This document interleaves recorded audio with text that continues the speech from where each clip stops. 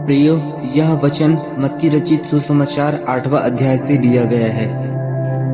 जब वह पहाड़ से उतरा तो एक बड़ी भीड़ उसके पीछे हो ली, और देखो, एक कोढ़ी ने पास आकर उसे प्रणाम किया और कहा कि हे प्रभु, यदि तू चाहे तो मुझे शुद्ध कर सकता है। यीशु ने हाथ बढ़ाकर उसे छुआ और कहा, मैं चाहता हूँ कि तू शुद्ध हो जा, और वह तुरंत से शुद्ध हो गया कोढ़ से।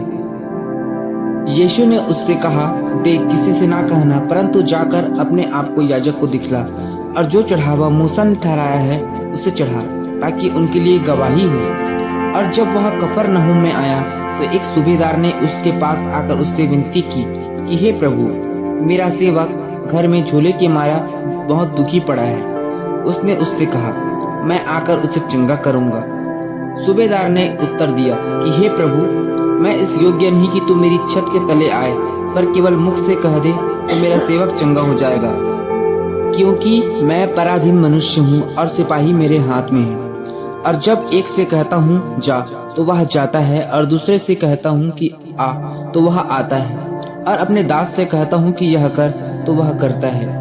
यह सुनकर यीशु ने अचंभा किया, और जो उसके पीछे आ रहे थे उनसे कहा, मैं तुमसे सच कहता हूँ कि मैंने इज़राइल में भी ऐसा विश्वास नहीं पाया।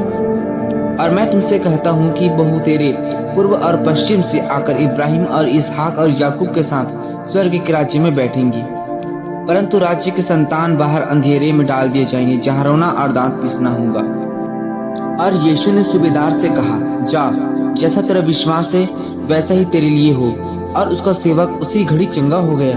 और यीशु ने पतरस के घर में आकर उसकी सास को ज्वर की पीड़ा में देखा।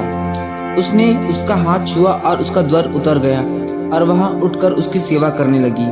जब संध्या हुई तब वे उसके पास बहुत से लोगों के लिए लाए जिनमें दुष्ट आत्मा थी, और उसने उन आत्माओं को अपने वचन से निकाल दिया और सब बीमारों को चंगा किया, ताकि जो वचन यशायाह भविष्यद्वक्ता के द्वारा कहा गया था पूरा हो, कि उसने आप हमारी दुर्बलताओं को ले लिया और हमारी बीमारियों को उठा लिया। यीशु ने अपनी चारों ओर एक बड़ी भीड़ देखकर उस पार जाने की आज्ञा दी। और एक शास्त्री ने पास आकर उससे कहा, हे गुरु, जहाँ कहीं तू जाएगा मैं तेरे पीछे हो लूंगा। यीशु ने उससे कहा, लोमड़ियों के भट्ट और आकाश के पक्षियों के बसेरे होते हैं, परंतु मनुष्य के पुत्र के लिए सिर धरने की भी जगह नहीं है। एक और चेले ने उससे कहा, हे प्रभु, मुझे पहले जाने दे कि मैं अपने पिता को गाड़ दूं। यीशु ने उससे कहा, तू मेरे पीछे हो ले और मुर्दों को अपने मुर्दे गाड़ने दे। जब वह नाव पर चढ़ा तो उसके चेले उसके पीछे हो लिए। और देखो, झील में एक ऐसा तूफान उठा कि नाव लहरों से ढकने लगी, और वह सो रहा था। तब उसने पास आकर उसे जगाया और कहा, हे प्रभु, हमें बचा, हम नाश हुए जाते हैं। उसने उनसे कहा, हे अल्पविश्वासियों, क्यों डरते हो? तब उसने उठकर आंधी और पानी को डांटा, और वह सब शांत हो गया।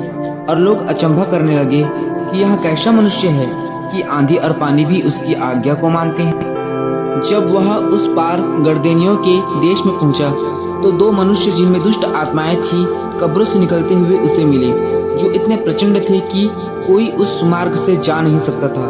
और देखो, उन्होंने चिल्लाकर कहा, हे परमेश्वर के पुत्र, हमारा तुझसे क्या काम? क्या तू समय से पहले हमें दुख देने के लिए यहाँ पर आया है?